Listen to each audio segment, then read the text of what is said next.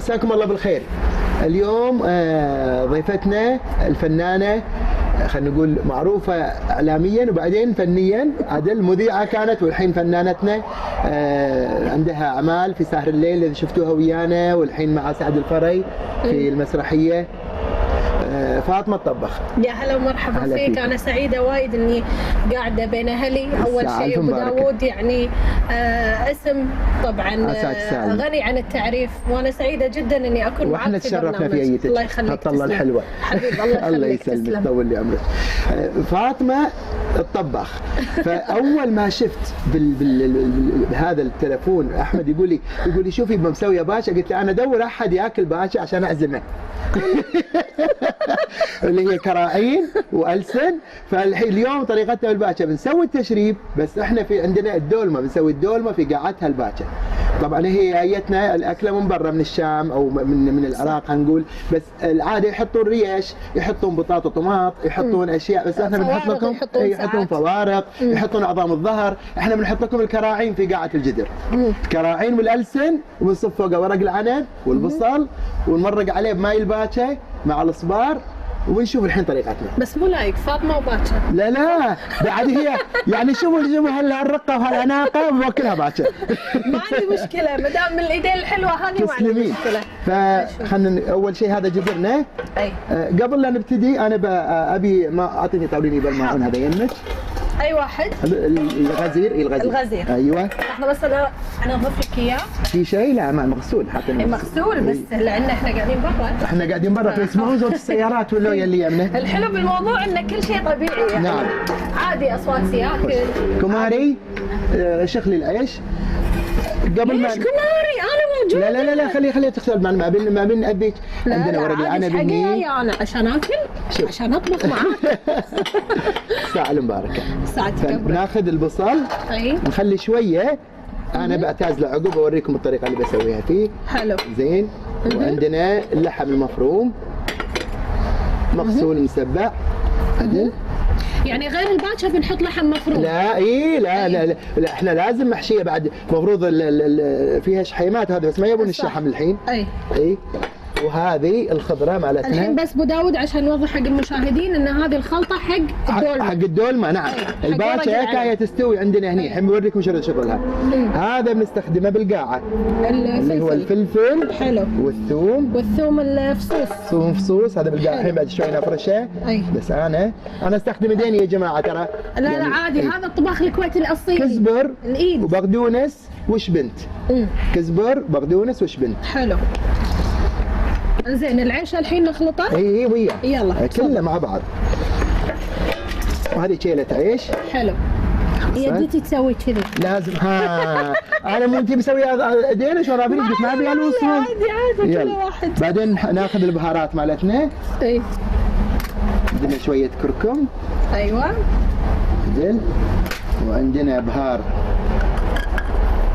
الكركم وايد مهم ابو داود حق الزفره. واحنا تعودنا حتى على طعمه، وترى هو مفيد وايد لانه مثل انت بيتك. وعندنا بهار مخلوط هني يسمونها بالبلاد الشام عقده الصفراء. العقده الصفراء. ايوه. الحين هذا الكزبره. هذا بهار مخلوط. اوكي. حلو. زين. ونبي نحط الملح. عندك جلافز؟ عندي الحين بعد. عشان انا احوس لك بالشو اسمه. يلا اي لا ما بيش توصلين ديني شباب، بعد تلفين قاعد يمين الحين بعد تلفين الدولمه. يلا شوف حطينا الملح. هذا السيكل. باقي لازم يعني بيشوف يعطيكم الاجواء. احنا قاعدين بالحوش فاسمع احس السيكل. طبعا يا ما دعيت عليهم. لا حرام. ما عليه. الشيء الغريب اللي انا حطه او الناس اللي يقول اللي هو ذره شكر. ناس يحطون كشمش، بس الحين بعض الناس ما يحبوا الكشمش ولا يحط ذره شكر، تعادل بالطعم شويه مع الملح والشكر. ونحط شويه زيت. الخلطه. انزين. لان ما في شحم، ما في الا دهن الباكه على قولتهم. عشان لا تصير يابسه. ايوه عشان لا تصير عشان يطرى. وعندنا الله يسلم عمرك بس هذه المكونات كلها. نبي معجون الطماط قهوه. حاضر. هذا المعجون. معجون بحط جزء هني وجزء بالخلطه اللي نحطها فوقه تالي. بالشنو؟ في الماي المروق اللي هو مروق الباكه نفسه. صح. طبعا احنا اليوم الباكه نسوي الدولمه. هذه الثوم. هذا الثوم. طبعا مو كله ثوم لان في بعد الثوم يعني لذيذ صراحه لذيذ ومفيد. نعم وخاصه في الاكله هذا. اي يعطي نكهه. هذه شويه ثوم خليه يمك هنا. ونبي الله يسلمك الليمون. اي شيء تبي قول لي انا اطاولك عادي. حلو ليمون وشكر. عشان يصير شنو؟ يصير فيها سويت اند سور يعني. أيوة شيء حامض وشيء حلو. وانا بعد احط فيه لا هذا عقب هذا حق التشريب. هذا ماي الصبار. هذا ماي الصبار اللي هو تمر الهند. تمر الهند يحطونه بماي حار ويشخلون بعدين الحبوب اللي فيه. فبناخذ منه شويه. ايوه. باجي بنحطه بالمروق بس هني عشان يعطينا الطعم. عجيب. على فكرة ماي الصبار إذا حطيناه بأي مرق نعم يعطي طعم ونكهة مو طبيعية. الناس يطفون فيه الدولمة. سكر لك إياه خلاص تبي؟ هذا زين. طبعا هو اتيكيت لازم يصير بالهذا بس بالإيد أو إنه بالجلافز. جلافز انا شفت شلون؟ انا توني اول مره بس دليت مطبخك. لان انا غرامي المطبخ. لا هذا العكس. يلا. ايوه انا غرامي المطبخ. فاول ما ادش اي مطبخ ابو داود اتلفت يمين يسار اقول وين اقفاشهم؟ وين مواعينهم؟ وين قلاصاتهم؟ احب كذي. تبي ايدينك الثانيه؟ لا ايدين واحده. يلا. احوس وياك انا بربس؟ لا عفا عليك. تزيد حالاتها الطبخه. كان ما حطيت شكر الله يهداك. الشكر لازم. مني الشكر. نعم اسمع مداح نفسه شيء. لا يحق لك يبا. خلينا نشوف. الله. انزين ابو داود ليش ما تحط شبنت؟ شبنت حطينا شبنت وكزبر وبقدونس. شفت شلون انا شويه لهيت. لازم شبنت وكزبر وبقدونس وطماط وبصل وثوم. عدل. شوف كل بيت في الكويت او حتى عندهم خلطتهم الخاصه. هذه احنا خلطتنا. اخواني يحبون الكشمش بس طبعا ترى متقاربه. اي يعني كل بيت عن بيت يمكن تفرق بشويه يمكن البهارات. نعم. مثلا في ناس تحط مثلا دارسين في ناس ما تحط. انا دارسين ما احط فيها. بس ما دام حطيت مخلوط خلاص. ايوه دارسين ولا هيل ما لان شويه يعطي نكهه مختلفه. صح. يصير على شامي على مره واحده. صح. هذه خالصه. زين. الحين ابى احطها مني. قول. ابى اسوي الفرشه مالتي هني. تبين تلفين الدولمه ما عندي مشكله قدامهم. حاضر. زين. اللي تامر. تسلمي. شنو تبي قول لي. هذا هني وهذا الصحن يمك. زين. وهذا الله يسلمك البصل. الحين لحظه بس هذا اللي بتصفي الدولمه؟ بصفي الدولمه على طول. اوكي. يعني الباكر متى بتحطها؟ الحين اوريك دقيقه واحده. لحظه هذا بصل مطبوخ. حق شنو؟ نبي نحشيه. والله شوفي هذا البصل نقصها ونطبخها بشوي ماي حار. عدل فيطلع عندنا شرايح كذي. ناخذ البصله ونحط فيها. انزين شويه. وشون ما تفتل؟ ما تفتل ابدا. هذه تصير بالقاعه. وتبي تحشي ورق العنب. هذا ورق العنب.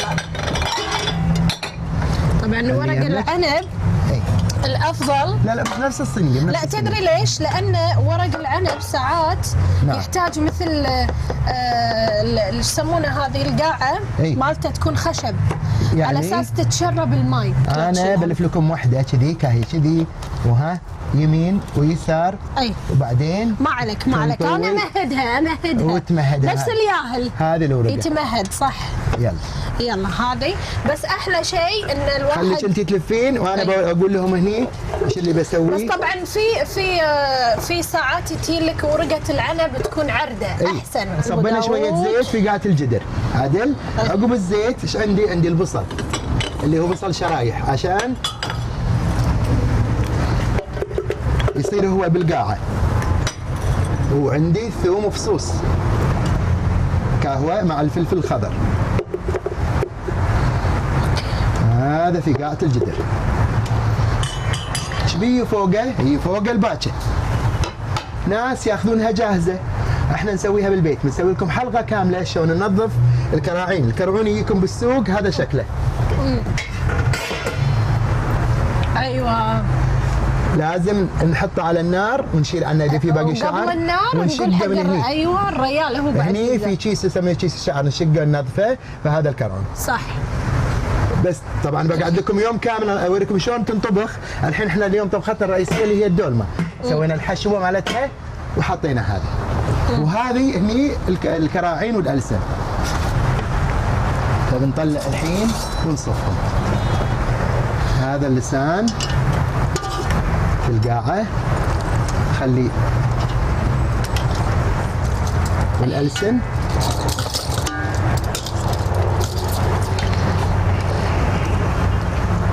الألسن والسواطر. السواطر اللي هم اللحم الراس مني ومني، هي أكلة دسمة بس ترى تسوى. اللي ما قد كلها هذه الأكلة لازم يسويها، لأن طعم الكراعين لما تيجي محموضة ورق العنب والمزازة مالته تعطيك نكهة غريبة عجيبة. هذه كراعين شبه مستوية، تكفيك يومين ونص بعد ما تاكل. نعم. أول ياخذونها الصبح، ترى ناس ترى يقون فيها. صح. إيه لحد الحين لأن قبل بس أول شنو لأنك اكو عديد يشتغلون. اي صح. اي فيبون شيء يخليهم ما يجوعون.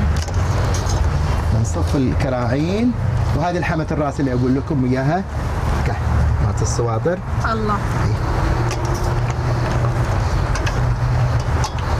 ساعات بو داوود تجي لك ورقة العنب شوي تتشقق، فأنا يعني أقول حق مثلا المشاهدين اسمح لي أقول لهم هالمعلومة. نعم. يعني لا تقطونها. أي طبقوها مع أختها. أي ممكن تحطون واحدة ثانية فوقها. أو يغطون فيها وجه الجدر عقب. أيوة. الماي هذا نخلطه مع الصبار مع المعجون مع شوية البهارات والملح والليمون ونمرق فيه على الباكة.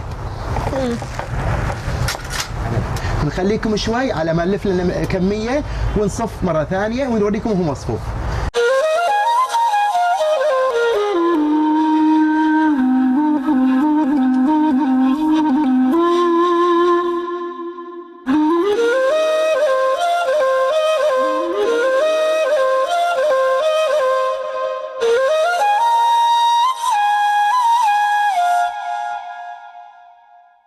حطينا طبعا البصل تحت والكراعين فوقه وحطينا الفلفل الخضر والثوم، والحين قاعدين نصف البصل اللي حشيناه ولفينا ورق العنب. طبعا بس الحين في شغله ابو داوود حابه اقولها انا. تفضلي. الحين لفه الورق عنب في بلاد الشام خاصه القعر الكوسه على قولتهم. لما نقر الكوسه تأوير الكوسه عندهم عيب اذا ما ضبطت عدل. نعم يعني لازم تصير حتى عدلة. لفه الورق العنب لازم تكون مضبوطه والا يعيبون على صاحبه البيت. اي اكيد. فانا قاعد اشوف ان ابو داوود يعني ما شاء الله وايد حلو. لفاف مرتب ها. وهذا لفافي انا. بس لا ما عليه ما نقول لا حلو ما في شيء يهبل. لا بس انا عجبني طريقه البصل ويعطي طعم غريب مع وخاصه انت شو مسوي؟ انت شاويهم صح؟ مفيوحين شوي ما خلي شويه ماي حار تقصها من النص وريتهم انا هني تقصها من النص ويطقونها طوش واحد يعني شنو يعني غلوه فتفتح بروحها وتصير كذا البصله. حشينا اي لان لا انا بقول لك شغله البصل لما يكون مفيوح ومشوي يكون طعمه غير اي حتى ما في ذاك اللي تقول عنه ريحه صنة البصل تروح تصير فيها اغلب شيء يصير فيها الحالات مالتها. ايوه بالضبط. فاحنا خلينا نكملهم هني عشان لا نطول على المشاهدين. تبي بعد ورق عنب ولا اوكي؟ لا اوكي كذي نبي بصل زود اذا فينا ولا بصل كافي. هو على حسب بعد الطلب، اذا واحد يحب ياكل شو اسمه البصله اكثر من الورق العنب. شوفوا طبقة كاملة كلها بصل، ولما تجربونه لأن أنا بعد ضوقوني مرة مسوين دولمة بصل اللي بس بصل محشي وحاطين معها الزيت والليمون. عجيبة غريبة حلوة ها؟ اي نضغطها شوية عشان يتواسع ونصف ورق العنب أول ورق بنيتي فاطمة. بصلة بالوسط. اي بالوسط. ايوه عشان نبين عقب نلقاها. اي وهذا ورق العنب. أنا أقول لك كل هذا؟ الحين خلصنا. يلا هني مو مبطل. لا مسكوكه. زين اشوى مسكوكه. طبعا نحطها على شكل دائري صح؟ اي عشان عقب وقت الشاب راح نقلبها فيصير يدامها من فوقها. صح. عدل. داود ساعات في شغله الحريم الاوليين يحطون ما عندهم نفس الطابوقه اللي الحين يبيعونها. اي شو يحطون؟ صحن. يحطون الصحن ونحط فوقه ثقل او بروحه عشان يمسك الهاون يحطون صح؟ يمسك هذه على تبطل. ايوه صح يحطون على ما نصف الحين برد لكم عشان اوريكم الصفه النهائيه. يلا.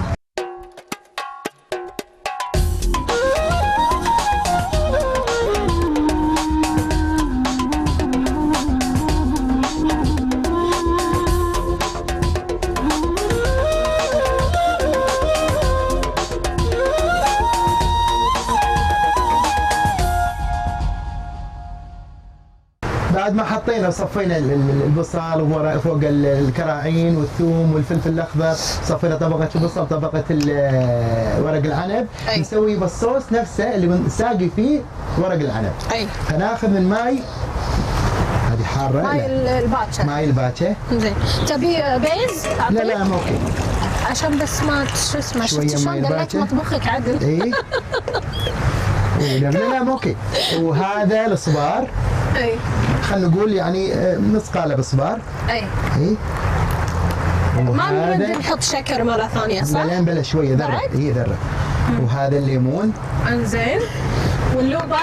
لا اللوبه عقب. شويه ثوم. زين. الله ما تحط نقص كذي فلفل نفس اللي حطيته بقاعد فوق؟ لا يصير يعني يصير تحت ويصير مع الماء صح؟ هذا المعجون يبا الله خلطه وياه اللي هو عباره عن قوطي معجون. بطني قام يعورني. زين. انا كماري قلت لك لي هذه ايوه كهي كماري اليوم بطلت الحلقه صراحه. هي جيني ولي هي وراني. الله يخليها. هذا يبا ايش قاعد يسوون البصل. يسوون البصل بس بنذوق ملحه. نشوف اذا ملحه اوكي. واساسا يعني انت حاط الملح من الاول صح؟ ولا بتزيده؟ لا يحتاج. يعني يفضل بداوود حق البيوت اغلبهم يا فيهم ضغط بسم الله عليهم يا شو اسمه. لا والله اللي فيه ضغط وعيني وسكر لا ياكل من هذا. انا اذا تحطوني في الماسطه الصاحي اللي يدق القعده يتوكل. لا ما يخالف بس انه ما نحط ملح وايد على اساس يعني نقص عليه. انا لا والله بحط ملح وايد ودهن وايد واكله وهذا اكلنا. لا حد ياكل. هذا اكل اللي ما يوز لا يخلي عليه ياكله. خله على بيض وطماط. نعم. وجبن. كان زين بيض وطماط جزء الحين يبون شو اسمه كنبيه مش يسوون شنو كنبيه؟ السندويشات اللي عليها الكبر. وذره شكر انا ما يوز من الشكر لازم. بس تذوقينه عقب ما في شكر بس انه متعادل الطعم. اي صح. حطينا الليمون حطينا هذا بس ما يبي زيت بس اعتقد انه جربت تحط زيت زيتون معاه ولا ما يطلع؟ بلا يصير زيت زيتون. صح؟ بس هو الحين مدام في دهنه الكراعين الله في كرعون الحين بيجي الجذر والعظام كلها سوي. انا بنتي تحب هذا شو اسمه. نقوم مره نجيب عليه العظام تمصمصهم بنوتي. افر هذه كذي صح؟ الله هذا هو اكثر من كذي ما يبي لانه هو بيطلع بعد الحين ماي. وين صحن اللي بنحطه؟ هذا صحن. وين الهاون ما لا الهاون بعدين على عندنا فازه هني هذه الحين لما تطبخ هي بروحها تبز الماي بعد الخضره تطلع ماي وفيها طماط. عدل. انا نواسيها بس كلها كذي. زين هذا انا محيرني متى بنحطه؟ الحين اوريك استعين على رزقك صبري شويه. ما ادري ايش فيني. لا صبري شوي. زيد شويه ماي. يا سلام عليك. الله يعني حده بده مول. كماري الله يعافيك سويت سيارتي ود الجدر ها. يلا. وهذا المقطعات فوقه عشان تيوده. الحين اعطينا المقطعات الثانيه. هذه؟ لا مقطعات الجدر. ثانيه قاعد اقول انا. ايوه. ايش السالفه؟ انت تقولين مساء عن الهاون. ونبي الهاون وبنحط الهاون. الحين هاونا درب. صقل. هني ولا داخل؟ لا بس فوق هني فوق الصحن ما يضره. بس هني الحين ننطر يتطابخ. في ناس تحط فوق الصحن اللي داخل. سمعتوا السيكلز عرفتوا ايش ادعي عليهم؟ قاعد يشمون ريحه ابو داوود قاعد يحوسون حوالين البيت. تخرج بطن السيكل. قاعد يحوسون حوالين البيت يشمون ريحه اكل. هو ياخذ له ما بين 2.5 ساعة الى 3 ساعات لما يترسى مره واحده وتشوف كل شيء ذايب تحت في قاعته. ما نستعيل عليه. يمكن الدولمه العاديه اغلى وقت، لكن هذه تاخذ وقتها. صح. لان حتى الكراعين وهذا كثر ما تطبخهم كثر ما يعطونك النكهه والطعم اكثر. حلو. فخليكم ونرد لكم عقب 2.5 ساعة عشان نسوي التشريبه. بس 2.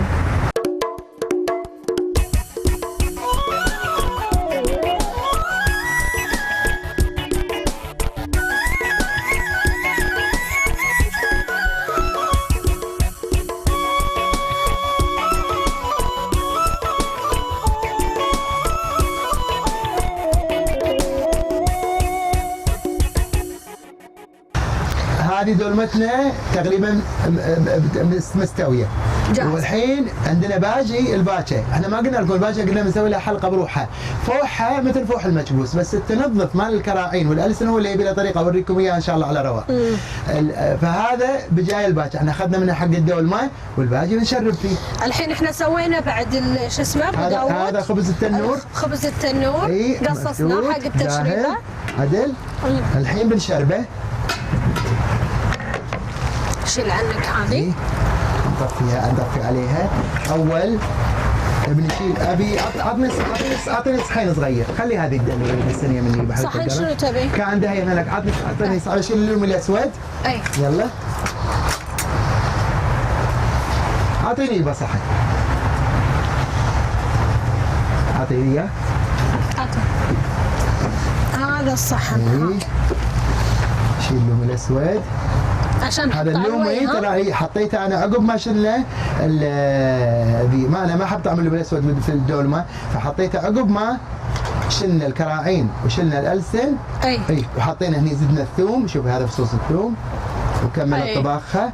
هاي نحط على الوي. حلو. عدل في فص ثاني بس وينه كنا ذاب. لا تلاقيه تحت يمكن ولا متفلل. لا كهوه صح. اي هذه فصوص الثوم. حلو. هذا خليه يبقى هني. الحين نبي نشرب الباكه. يا حلو المغرفه مالتك. بس انا ما بيها تنقط، فبدني هذا الجدر شويه. يلا هذه ولا انا ادني لك الصحن. لا خليها خلي حرق ايدينك، ما بيطشر عليها ديماتك هني. لا عادي كل واحد. اول نشربها. بسم الله.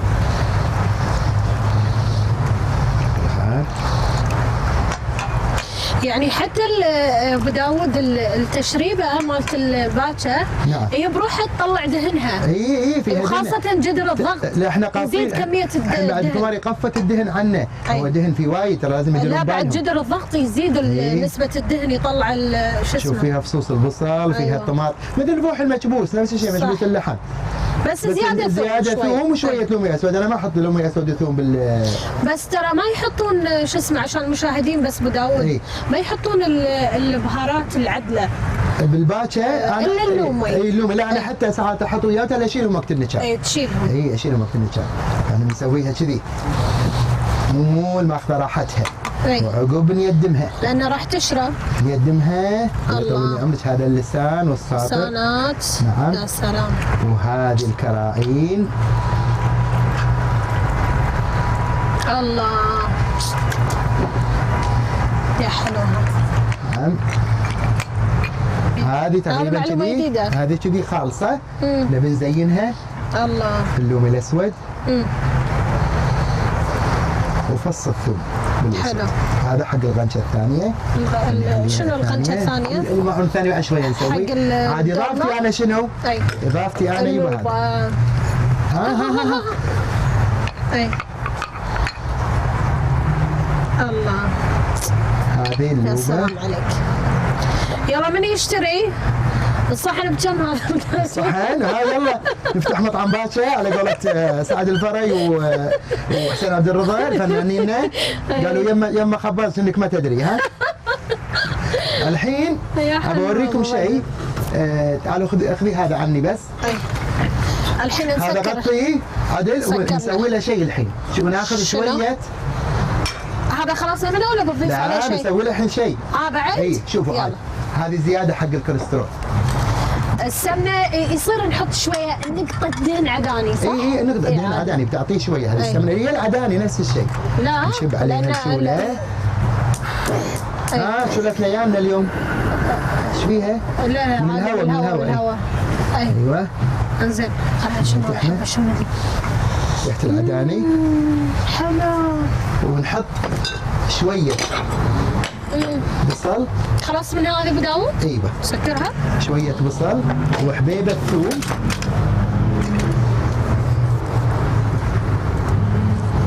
عدل. اي دهن وبصل وثوم. عدل. وكزبره ناعمه. اي هذه حق هذه احنا اهل الكويت بعض مسوينا، بس احنا اساسا اهل مصر واهل العراق يسمونها الطشه. ايوه هذه يعني لما تحمر بالملوخيه. اي لما تحمر شويه. عدل. ايش رايك بمعلوماتي المطبخيه؟ ونزيدها شويه شنو؟ بس نبي تحمر ونزيدها شويه خل ابيض. خل يعطي مزازه وطعم حق الباكر. الله. هذه بس انطرها شويه تحمر. لان احنا شغلنا تقريبا خلص، بس بنلشي بالدولمه. عشان ما اطول عليكم خلوها تحمر ونرد وياكم. يلا. هذا الحين شوف بدأت تحمر شويه، ايش بنسوي؟ اي بنطفيها بشويه خل. شويه خل. اي الله. ريحه ملابسي. ونطفي فيها الباكر. يا لهوي ما سويت. لازم الشهاده عشان الملوخيه عاد عقب. وسلامة عمركم. هذه تشريبتنا زاهده. الحين علينا نقلب الدولمه، ما فيها تبرد على ما اقلب الدولمه. حطيها يوني. كماري سويت سيهر. يلا الحين نشيل الصحن. هذه دولمتنا. يدري عليك حار. لا ما عليك. ايوه حار قلت لك. لا ما عليك ارفع عليك.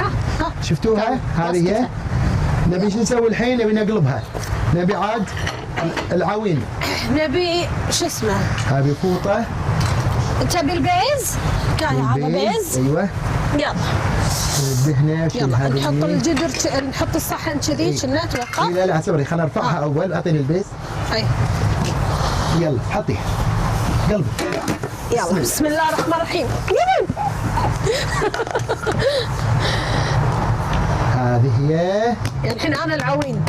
اي طاولتني الصينيه ما قصرتي. يسمونها العوين. سمعتوا؟ العوين المعاون يعني. ايوه. بسم الله. بسم الله توكلنا على الله. يسلم. قهوه. تسلم ايدك. هي كم قطعه؟ اول خلينا نواسيها. بطني قام يعورني ابي اكل. استاذ مبارك الحين. هذا. يا سلام تحمشت. اي تحمشت. ليش تحمشت؟ حبيبه الشكر. راحت المايه. اي راح الماء. حبيبه الشكر هي اللي تخليها. لا اي تخليها تصير كرملايز فيها مع البصل. نقعدها. بس انا سالفه شو اسمه المعلومه هذه خطيره. بس الشكر وقصه العظم. هي العظم اي جديد علي. ويطلع الطعم كله. العظم لا تخلينا على عداله. اي خليه يطلع وداخل يقولون فيه جيلاتين مدري شنو. اي ابي اشوف. يلا ذوقي يلا. شو ابوي قبل كان يطق هذا تطلع اللي يسمونه النخاع. اي ها شلون؟ يامين. صحة وألف عافية. ذكرت يوم أنا ياها. حلوة. اوكي. هذه تبيها؟ لا هذه حق الصحن الثاني مال باكر الحين بسوي. يلا شوي بنتي شوية. بسم الله. بسم الله. يا عيني. طبعا ما نبي اليوم خضرة وياها وسلطة لأن كل أنواع الخضرة مقصوصة داخل. أي. زين وهذه التشريبة. أي. وبالهنا والشفا. بس أهل الرماثية لو سمحتوا لحد يقوم ناحية البيت.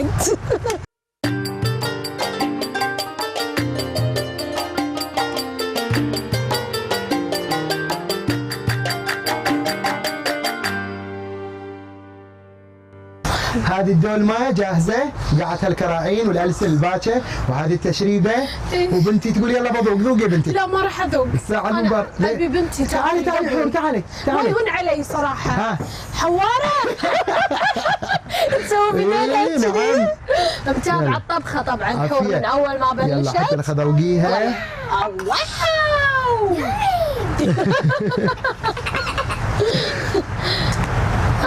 يلا عظم، تحبين العظام انتي؟ الله. يلا هاتش. اعطوني صحن ثاني. يلا ذوقي هاتش شيء بك. ابي صحن. كا عشان ما بيخرب الموضوع. أيوة. يمي. ابو داوود هذا حالاته مع الطرش اللي ورا. الحين بنطلع الطرشة عليك كل شيء. استعرف مباركة. انا اقول اليوم اللي راح تشوفون فيه المشاهدين هالحلقة راح يفطرون. عليهم بالعافية. يلا ما راح يكملون الصيام. حط لك كرعون وذوقي الألسن منك والدولمة. الله يا عيني عليك يا عيني. الله بس عجيب. صحة وعافية ونكمل عشانه. ها شلون؟ وايد حلو.